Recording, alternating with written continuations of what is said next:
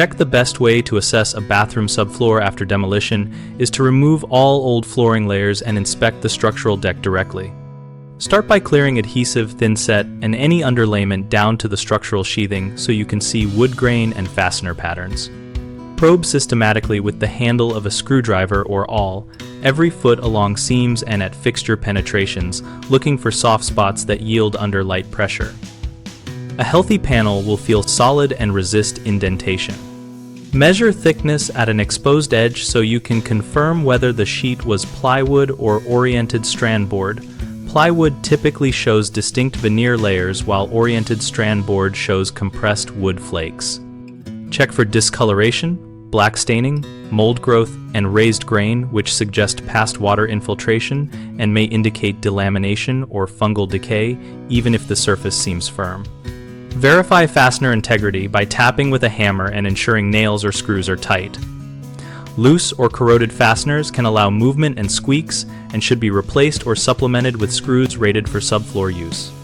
If the subfloor is less than 3/4 of an inch thick or you detect movement between joists, consider sistering joists, adding blocking, or installing a new subfloor panel of proper thickness to restore stiffness.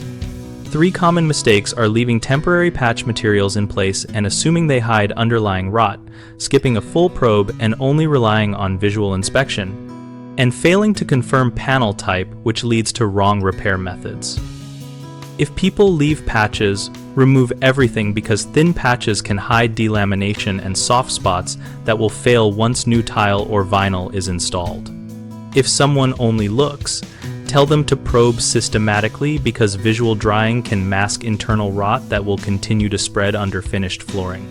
If the panel type is not confirmed, replace thin or degraded oriented strand board with 3/4 inch exterior grade plywood where possible, since plywood resists moisture-driven delamination better in wet areas.